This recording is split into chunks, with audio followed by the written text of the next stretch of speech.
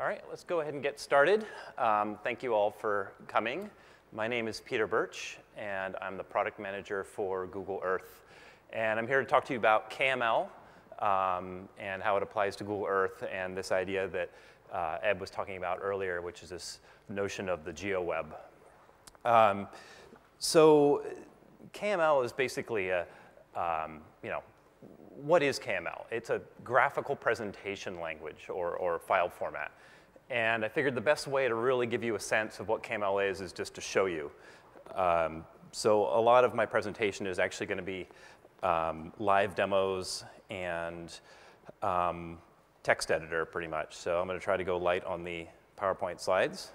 So I just wanted to start off with kind of some of the basic things of how I got here today and how KML kind of played a part in that.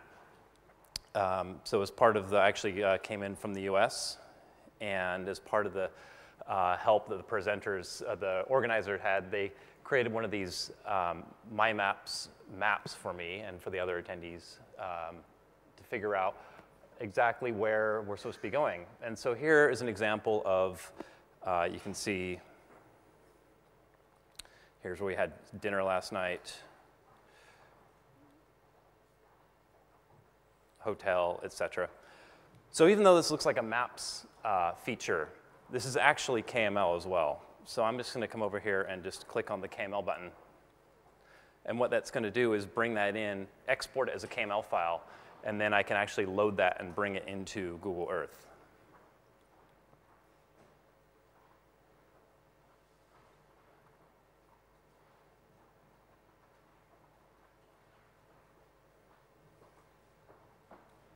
And so there you have it. So what this is really doing is it's allowing to communicate geographic information in a way that makes it really relevant and easy for me to figure out where I needed to get to today. This is obviously a very simple example of what can be done. So I'm just going to kind of walk you through some different ideas and examples of things that can be done with KML. So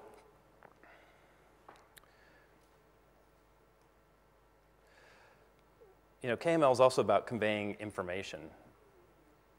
So here, for example, is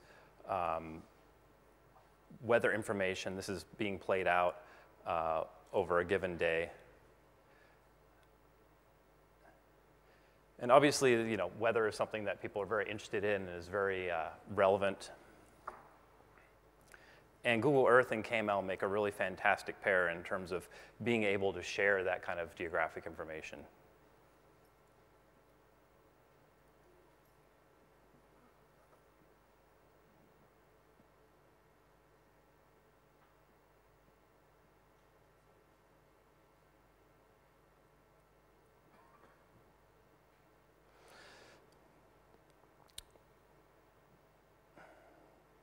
So another example of something that was actually done by a local developer named Barnabu, who created some 3D models that was basically using KML to tell a story. And in this particular case, the story he's trying to tell is a little bit of history about construction that's gone on in the London area.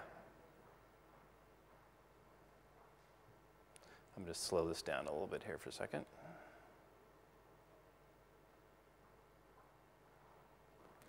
So here you can see is actually the history. Up here on the top is a timeline showing you from back into the 50s up until, I believe it's 2012 with some of the planned buildings for the area. And you can kind of see buildings rising from the ground and then being torn down and rebuilt back again.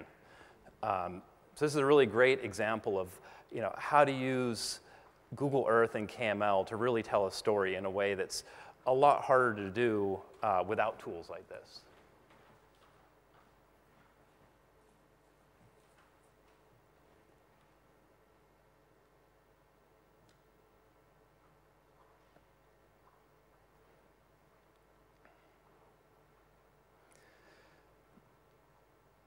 Some other stories that have been told are perhaps not quite as happy or exciting, but this is actually a satellite photograph of Greensburg, Kansas. And I don't know if anyone's familiar with why that's a notorious location, but about a month or two ago, a devastating tornado came through the area. And here's an example of using KML image overlays to really convey what it really meant for this tornado to come through this small community. I can switch back and forth here. Here it was before, and here it was after.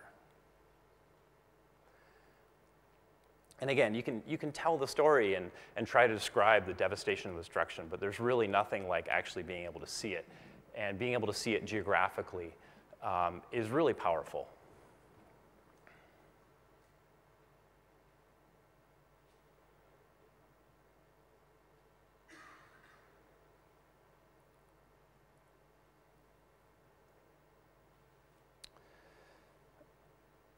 And the final example I'm going to show here is an example of showing real-time information. So this is from a website called GeoWeb. And GeoWeb allows you to track all the different flights in and out of the United States. And this is actually an example of all the real-time air traffic going into JFK. And this is actually being updated about every 15 seconds or so.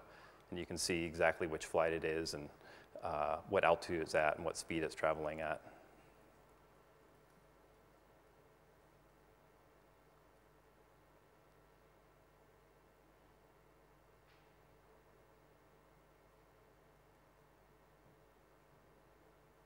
You can see all the ones coming over from England. Apparently they're not going to make it for the developer day.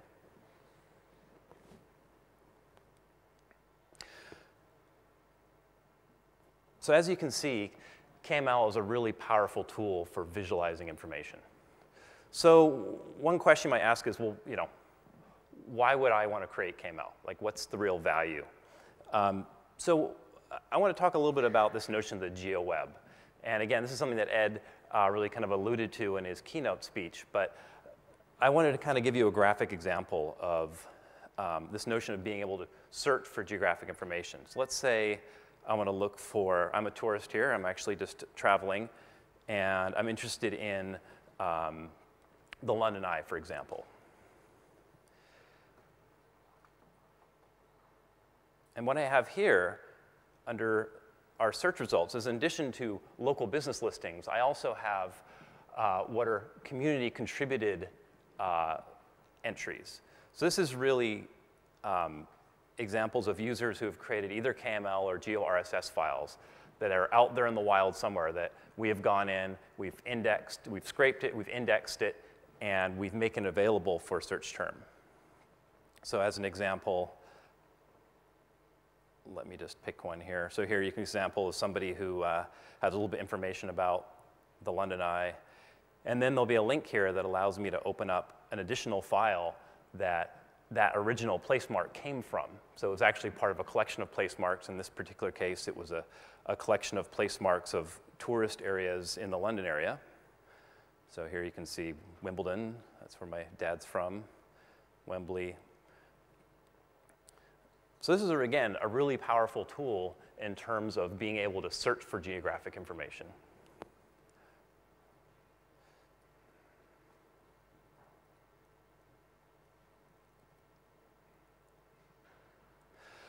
So geographic search is really about taking all of this information that's out there and making it indexable, just like when you do a web page search.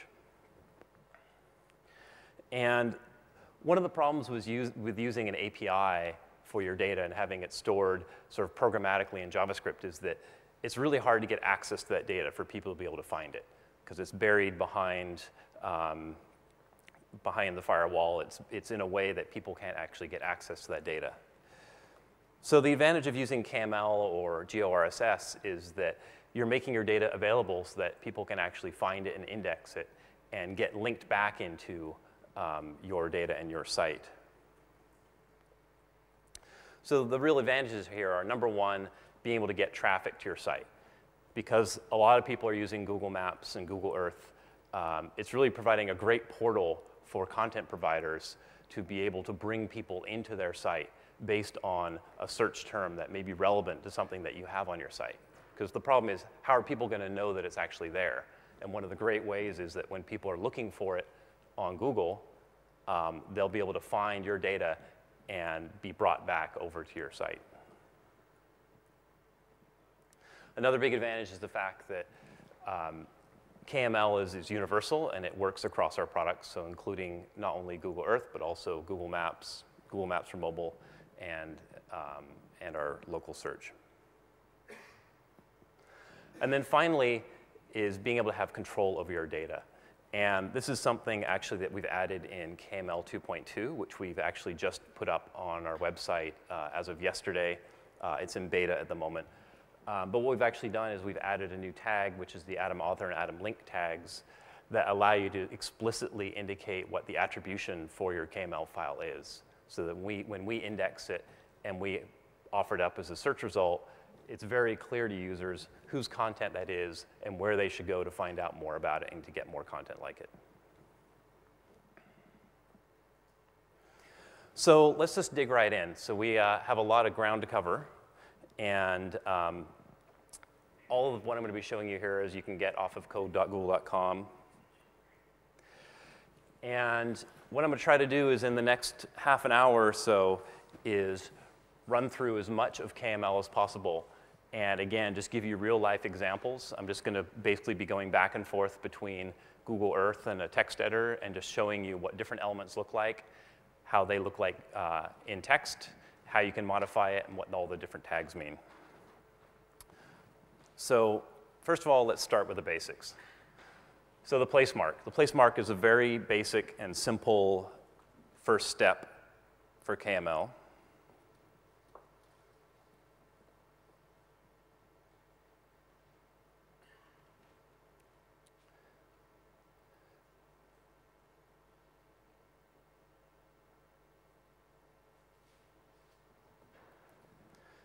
So here is as simple as it gets.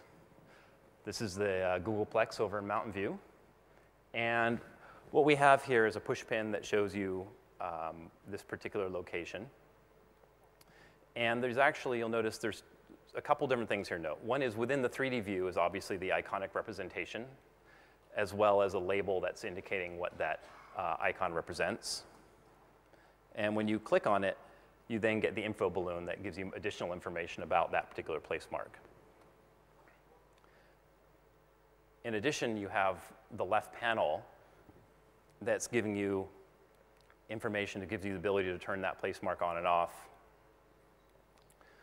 as well as it has some of the description that comes over from the balloon. So let's just take a look at what we got here.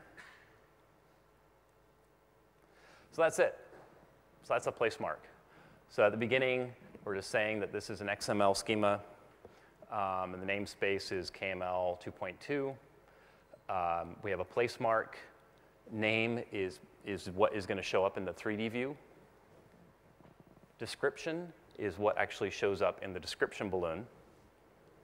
And then point is the lat long, and the last coordinate is the altitude of that particular place mark.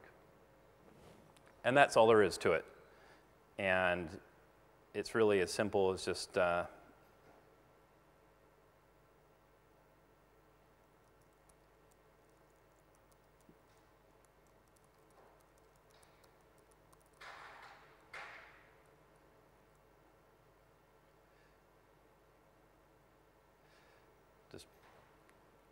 drop it in, and there's my place mark. So there's a few interesting things we can do with this very simple place mark. First of all, there's actually some, I've mentioned the altitude earlier. So here's 3 different place marks where I have one that's pinned down to the ground. I have another one that's actually floating in space.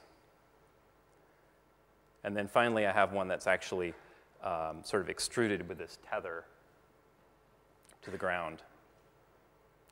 So let's go ahead and just take a look at one of these real quick.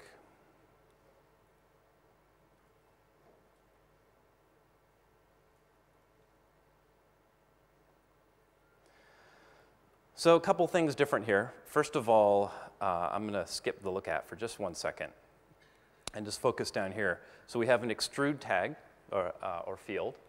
And what that's basically saying is that you should extrude from that place mark down to the ground. So that's what that little tethered line is. And then there's an altitude mode, and in this case, relative to ground, there's three different options you have. One is clamp to ground, so the place mark is just sitting on the ground. The second one is relative to ground, meaning take whatever the altitude of the ground is and add to that. And then the third one is absolute, so if you just want to pick an absolute level above sea level. So for example, if I were just to change this to clamp to ground,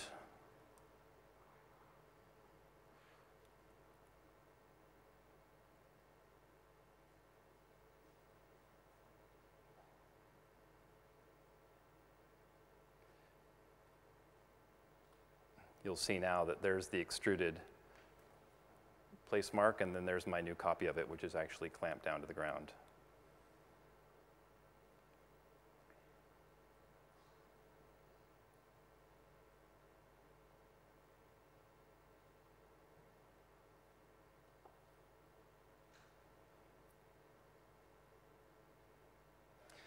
So there's some different stylings that we can do with a basic place mark.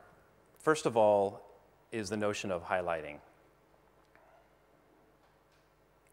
So here I have a place mark where now I basically have effectively an on rollover event. If I roll over that place mark, I'm getting a different icon. And so what I can do here is, let's go ahead and take a look at what's going on.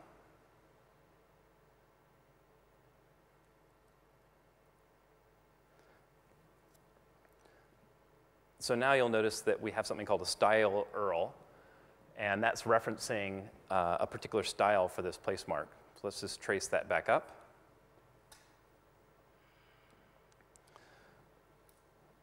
So we have an example style map. So you'll see here that now we've introduced another tag, which is the style map. And what the style map does is it takes two different styles and it basically associates them with each other based on different keys. So in this case, we have a normal and a rollover or a highlight state. And then for each of those, there's an associated style. So as you can see in normal, we have a normal place mark style and a highlight place mark style. If we go a little bit further up here, you can now see where each of those two different, so there's one style.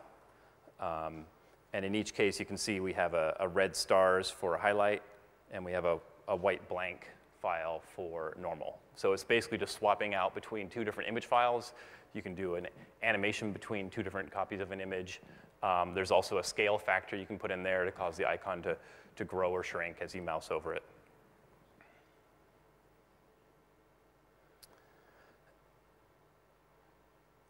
I also want to talk about this notion of look at.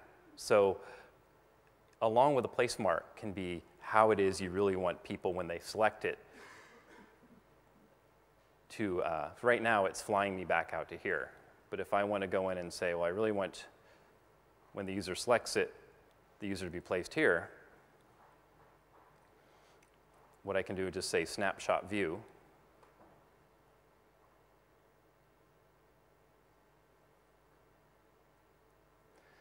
And now this look at parameter is giving a full lat-long altitude, range, tilt, and heading. So the complete position of where the camera is going to be so that the user can actually be placed in that position whenever the user clicks on that icon.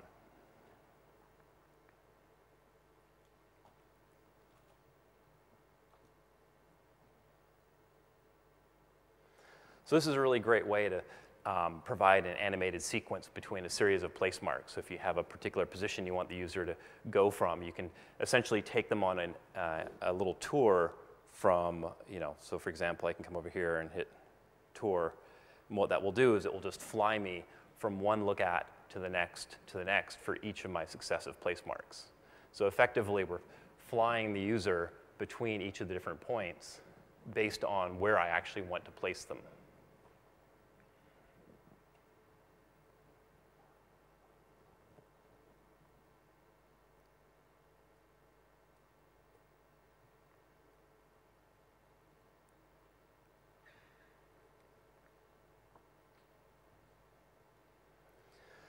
So there's a lot you can do in the balloon as well. This is an example of kind of the kitchen sink of different content that you can put inside of a balloon. It's not full HTML.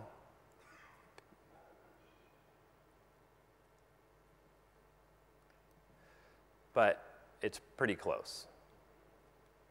So as you can see, we have the same place mark, name, and description, but now we're using the C data to escape the content that we want to actually put within that description.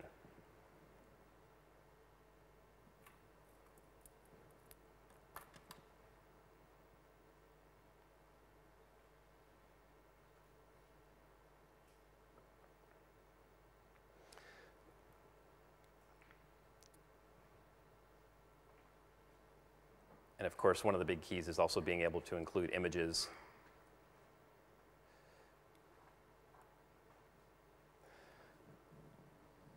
Now, there are some limitations. For example, we can't embed a video in the balloon, although in maps, there is a little bit more flexibility because it's within a full browser. You can pretty much put anything that the browser will take. But once it gets into Earth, it's a little more limited in terms of what you can actually put into the balloon.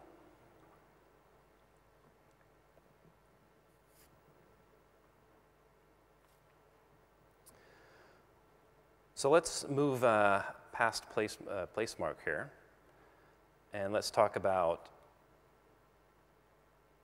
some geometry.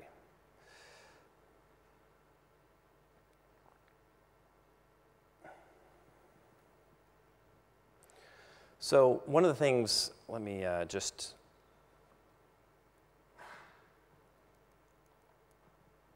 walk you back here real quick. So this is kind of what we've talked about so far, the place mark.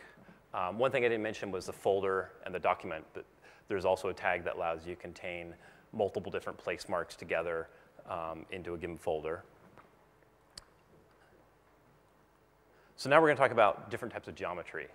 And these are actually parameters that can be included within a place mark.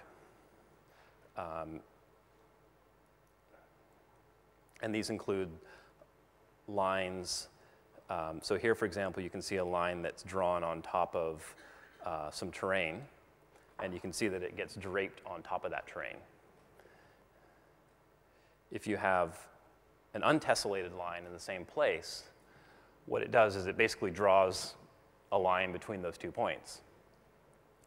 So one thing to keep in mind is that the Earth isn't flat, at least not in the Earth world. And what will happen is that if you pick 2 points on the opposite side of the globe and you try to draw an untessellated line between them, it will basically just try to tunnel its way all the way through. And so by specifying it as being tessellated, it's going to go through and make sure that the line is actually drawn so that it stays above the terrain.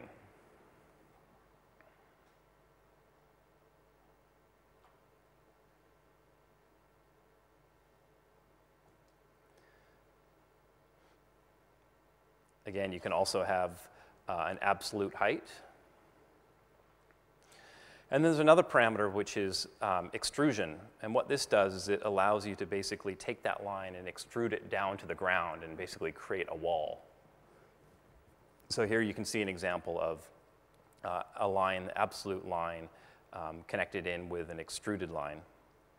Let's just take a look at that. Oops.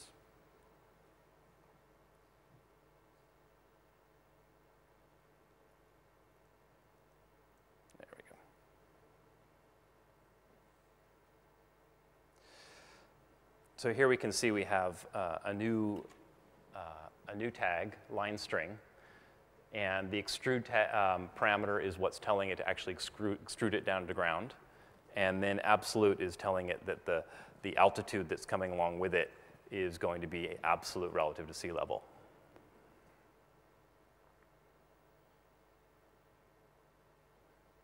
You'll also notice that we have a new style being introduced, which is the line style. And what really is happening here is that that's just AGBR, so that's an alpha value as well as the color that's going to be specified and a width for the line. And then we also have a poly style here, which is being used to specify what the coloring is going to look like for the extruded polygons coming off of the line.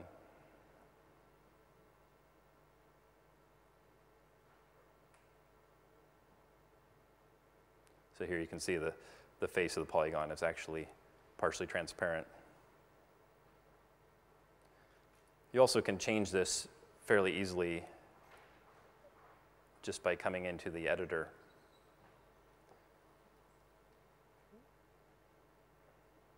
So if I wanted to change the line color, for example. Whoops, just lost us.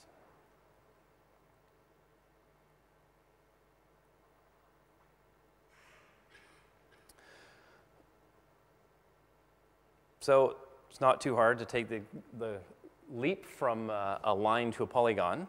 So this is an extruded model of the Google campus again. And here what we've done is we've drawn polygons and then extruded those to the ground. And this is a really easy way to create simple models for buildings.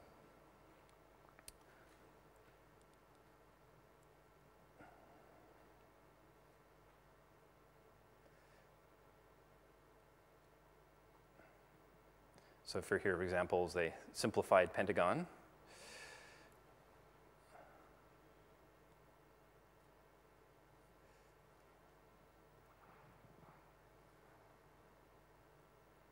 So now what we actually have is we have something called a linear ring. So inside of outer boundary is the linear ring that actually specifies the outer bound of the polygon. Now in this particular case, we also have a hole in the middle of the polygon, and that's where the inner boundary linear ring comes into play. And you can have any number of those to, put different holes inside the building. And then you'll also notice that we have the same extrusion here.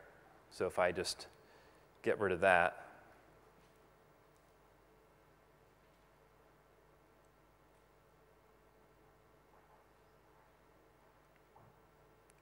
so now I have a polygon that isn't extruded, but is at that same altitude.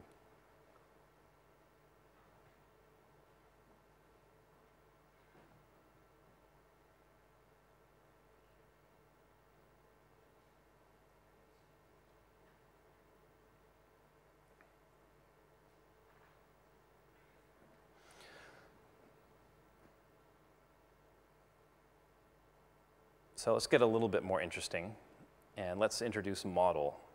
So what model is Ed earlier talked about SketchUp, and drawing kind of these blocky buildings is kind of interesting, but it really doesn't give you a good sense of what a building really looks like. And that was really one of the big advantages of SketchUp for us, is being able to really easily model buildings in a way that gives you a really good sense of what the building is like. So I'm not going to go into how this is modeled with SketchUp, but this was something that was done fairly quickly and easily. And in terms of the KML representation, it's very straightforward.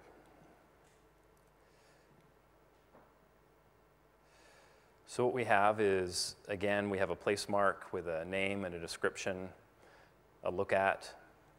So now we have a new tag, which is the model tag. And you can see there's an ID here. Again, altitude mode, it can be relative to ground or clamped to ground or absolute. And then we have an orientation and a heading and a scale. So if I wanted to change the scale of this, let's say I want to make it 3 times larger.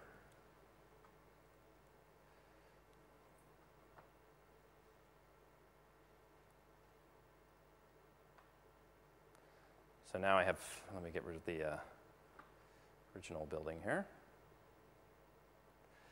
So now I have the same model, but it's just been stretched out in one dimension by the scale factor.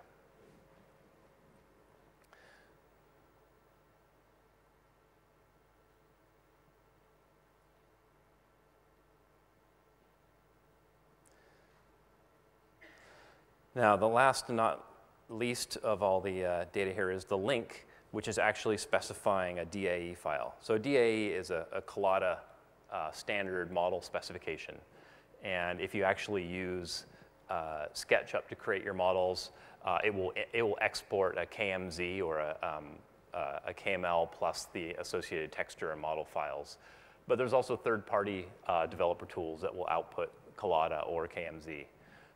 So you can kind of choose whatever is your sort of favorite modeling tool to create your buildings.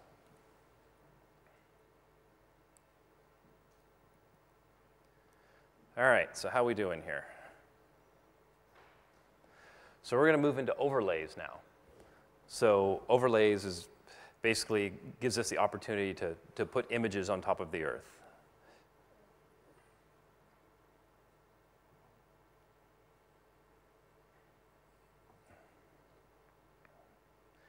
And again, all these examples are available online on code.google.com.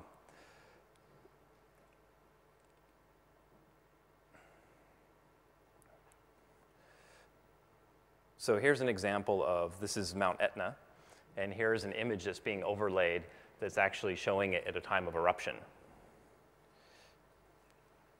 And I can even sort of fade that out if I want to.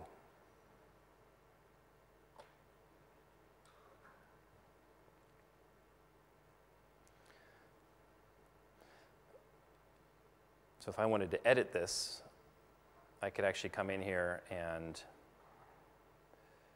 I could choose to rotate it. And you can see how it just drapes itself on top of the underlying terrain.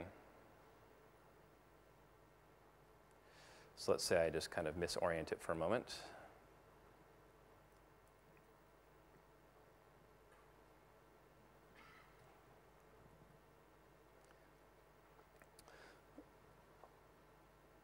So what we have now is a lat long box. So what we're basically specifying is a north, south, east, west boundary of where this polygon is going to live. So whatever you're laying down has to be aligned to a lat long boundary.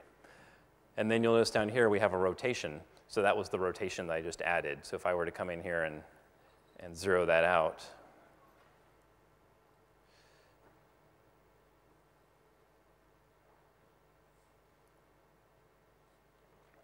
now you can see I have two images fighting with each other. So there's the original image again.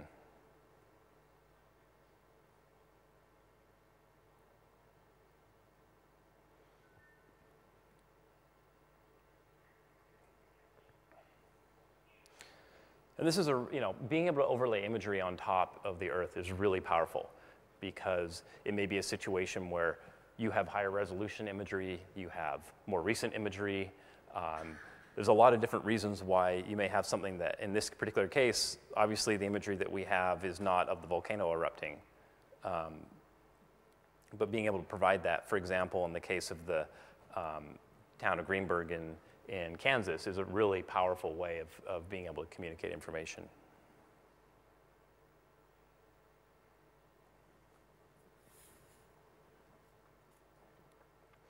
So let's move on to screen overlay. So basically the difference between a ground overlay and a screen overlay is a ground overlay is actually draped on the ground, just like it sounds. And a screen overlay is basically a pixel aligned on top of the screen. So for example, what you might use for a legend.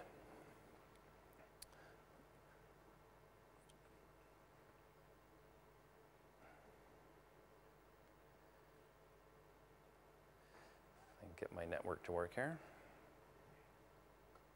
So here, for example, is an image that is statically positioned up in the upper left. And there's nothing too magic here. Basically, you can just place it kind of anywhere you want on the screen. Here's an example of using a simple crosshair.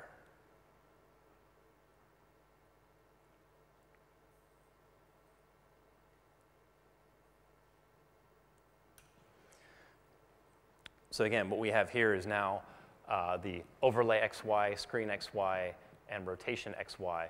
So basically the overlay and the screen XY basically are saying, where on the screen do you want to attach your image and where in your image do you want to match up to that point. So you're basically picking two different points that are going to align with each other and place it on the screen. In terms of the specification, you can actually do it in terms of pixels. You can do it in terms of a fraction of the overall screen. And you can also do it in terms of a pixel offset from the far edge coming back. So feel free to play around with that, but obviously you can pretty much put things wherever you want on the screen doing that.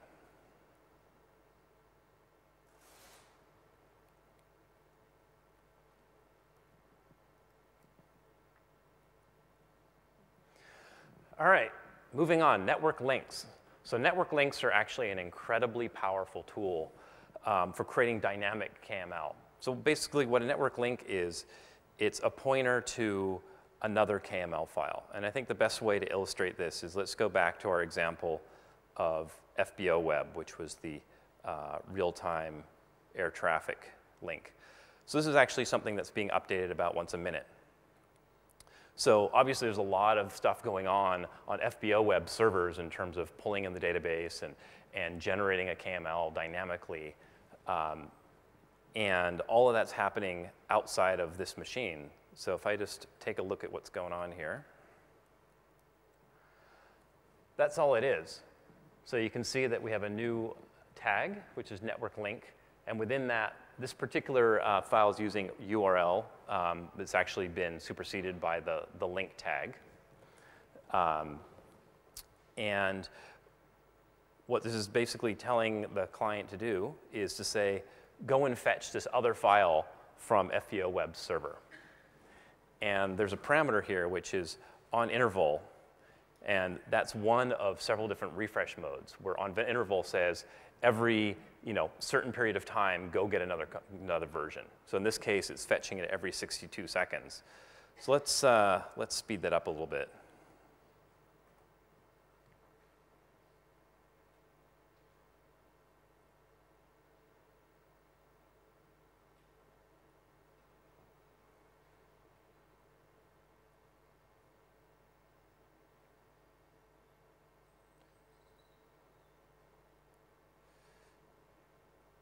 So they're actually updating their data, I think, about every 15 seconds or so.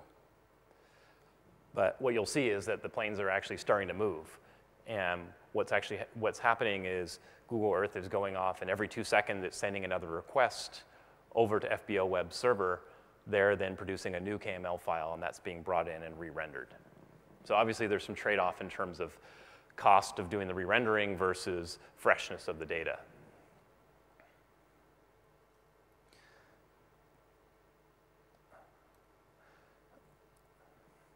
So there's a lot more going on here, and I'm not going to go into this in great detail, but I wanted to kind of give you a hint at some of the really powerful things you can do with network links. So talked about refresh interval. The refresh mode is basically on changes if something has changed about the network link for some reason. On interval we talked about, and on expire is basically when the HTTP request expires, then it will go and refetch. There's also a view-based refresh. So this is incredibly powerful as well. So one is based on time, and one is based on where am I looking. And so we have never, on stop, on request, and on region. So on stop means that if I'm actually moving my screen, I'm not going to request any more data. But once I stop, then I send a new request out to the server. So this is a really great way to, for example, generate dynamic data.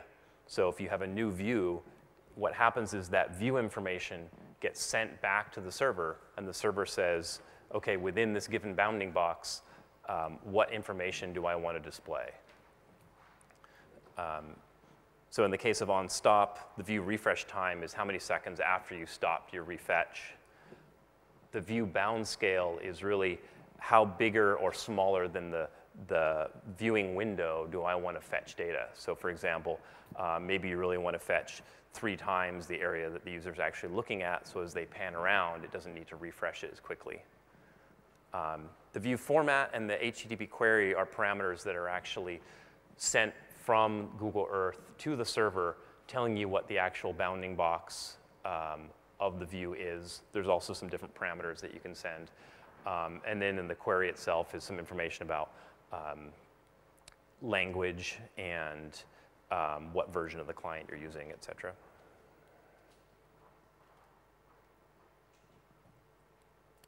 All right, we're getting there. So let's talk about regions, because regions are a really, the combination of region and network links is really powerful. So let me bring up an example.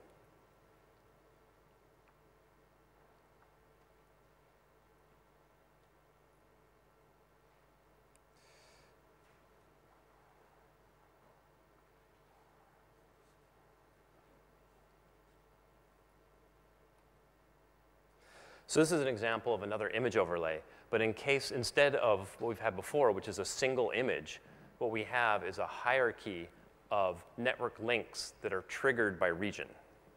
So what that means is right now we're just looking at this white box indicates a single image. But as we zoom in, now as this new lines come down, we're actually fetching 4 higher resolution subtiles of that image. And that trigger point is actually defined by the region.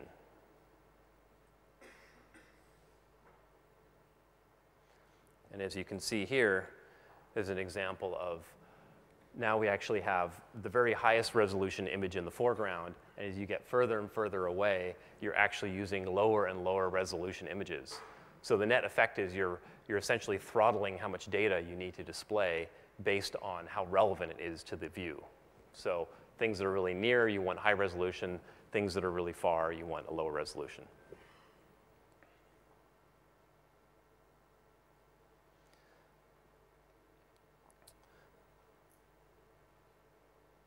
So just a couple more minutes here, and I just wanted to share a couple things. So KML 2.1 is the version of KML that's out right now.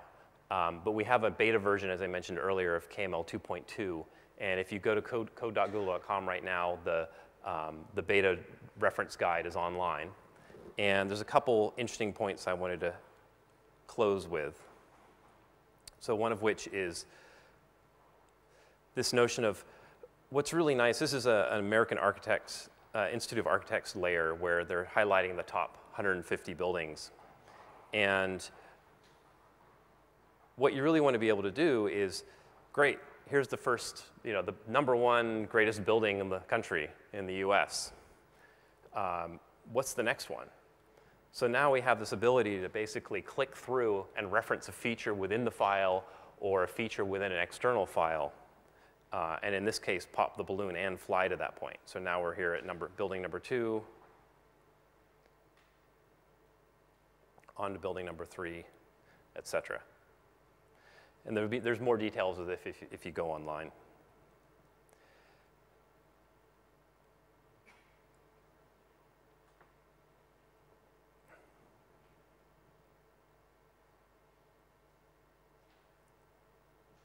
Finally, just one last thing I want to show, which is a new type of overlay that we've added, which is called a photo overlay. So we've talked about ground overlays, we've talked about screen overlays.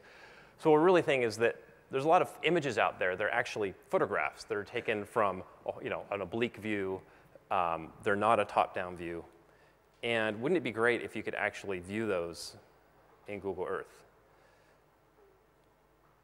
So here's an example of what that might look like. So here you can see is a photograph that was taken at this particular point of the Golden Gate Bridge.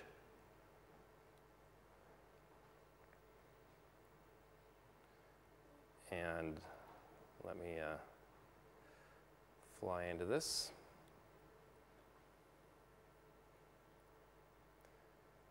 And so now I can actually browse through that photograph.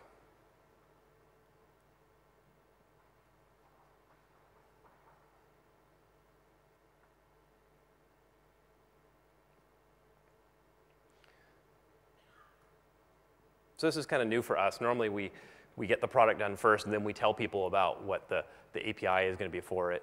And with really wanting to make KML be a standard, we're trying to take a little bit of a different approach, which is to put the proposal out there for what we're considering, and then try to follow that on kind of in the near future with specific products.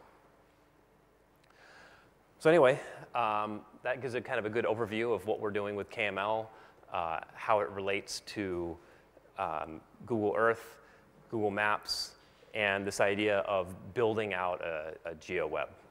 Thanks very much.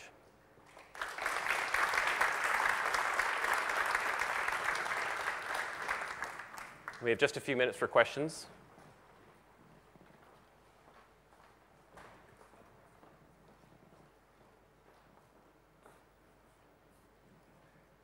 Anyone? Hi, last time I tried to use the Maps API for the UK, there wasn't geocoding available except from the US. Is that added? So you could actually look up a city and actually get the lat long for it. You're talking about within Maps API? Within using the maps, the JavaScript Maps API. I'm pretty sure that that's there now. I don't know that for certain, but you should try it again. Okay. There's been some changes in our data suppliers. Awesome, thanks. I've been doing a bit of playing around with the live information, just moving around. Obviously, I've not quite got the servers that Google has, and it's quite intensive when you start scrolling around. Have you looked at any caching solutions for the actual KML data? So we do caching, and a lot of the, so for example, the images and all the models are cached along with all of the terrain. So we have a fairly large cache that we use for all of the base imagery, and starting with the 4.0 Go Earth client, we've been including 3D building model data in that cache as well as KML data. But if I actually say zoom in and zoom out again, I find that a very similar request has happened with data I've already given it. Yeah, I mean, part of it depends on prioritization in terms of what data is and is not.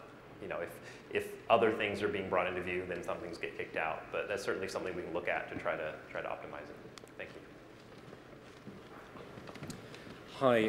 One of the things I've had a lot of difficulty with is trying to do ground overlays and georeferencing them well. I think this is generally acknowledged as a problem. Two questions. One, do you have any plans to make that easier? For example, through an easier-to-use UI instead of just position and rotation, where you can actually drag corners, for example, or reference points. Second question, with the photo overlays, which look fantastic, you're going to have the same set of problems, but probably even more so. Have you got any plans for tools or user interface features to help position those well? Great. So just a couple questions. One is how to make ground overlays easier, especially if it needs reprojecting on the ground. And the second one was about similar UI issues for photos. Certainly with regards to the first one is something that a lot of people have asked for. So hopefully that's something that could be considered for future versions of KML. It's not in the proposed 2.2 spec, but it's certainly something that's been brought up a lot. With regards to photos, can't really talk about specifically what kind of UI we would be looking at for that. It's certainly a challenging problem, and I think that anytime we put something out there, we're always going to be looking to improve it over time as well. Thank you. Hi. In the context of place marks, you talked about moving the viewpoint from one to the next one. Mm-hmm. In the past, I've also seen such, well, let's call them tours from place mark to place mark or whatever. But the movement it always was a jump. Is it somehow possible to do some straight move? So if I have a place mark at a certain altitude, just to do a straight fly without having a jump? Yeah, so right now there isn't, and I mean, part of the problem is that when you're going between, it's sort of like if you're going from one store to another store down the street, you just kind of walk straight. But if you're going from London to New York, you kind of go up in the air and lob your way over. So it's a lot sort of easier and more natural to do that kind of a hop. But again, I think being able to have more control over the path that you have going through and touring different content is something that we've heard a lot from different people, and we're definitely taking that into consideration, trying to figure out how to make it easier to be able to sort of specify what the path is going to be going from one place to the next. Because I'm just also brought to this by your example of the FBO web. So let's say somehow you managed to use the data to put the Google Earth application in the position of one of the planes, and well, maybe you have a phone call to a traveler in the plane, and then you talk about what he's just seeing at the moment. That's the idea. So then when you see the plane just hopping from point to point, it's a bit, well, strange. Okay, thank you. Feedback, thank you. Sorry, I have a question about publishing your own KML files. You said that one of the reasons for doing that was to drive traffic to your own site, but as far as I'm aware, anytime that comes up in a search result, anytime that your KML result comes up in a Google search result, it always brings you to the Google Maps site. Is there any way to link directly through to your own site using published KML, or do you always have to go via Google Maps? So that's what we're doing with this new proposed Atom proposal, is that there hasn't been a way to do that. And we've actually have had people give us feedback to say, hey, what's the deal? We really want to make sure that we can get a clear way that we can get links back to our content. And so we heard that, and that's why we've made that addition. So definitely encourage you to include that attribution. And then as we start to do search both within google.com as well as within Maps and Earth, we'll be able to provide that attribution. So take a look at the KML 2.2 spec that's online. Yeah. A question about the time slider control, which if you have a time series where it's a rather long period of time, then even if you set it to slowest, it's still very fast going, approximately 15 seconds, I think. And you also get a time interval. So if you only want to see a single point in time moving forward, the user has to do some setup of the time slider. Will that be something that can be controlled from KML? I think that's a great idea. And I think there's a whole class of, obviously KML is not a static thing, right? And we hope to grow it over time. We've actually been working with OGC to start moving it towards a standard. The KML 2.1 spec is a best practice right now. And I think a lot of these issues about how to better present your data it just keeps coming up again and again. So I think those are kind of questions that we really need to investigate to come up with better answers. But it will probably take a year or more before it happens. Yeah, I obviously can't. I mean, I would say with regards to the OGC process, that's probably more likely, but in terms of the need to be able to control those different parameters, certainly that's something that we're interested in addressing as well. Thanks. Thank you. Okay, thank you all.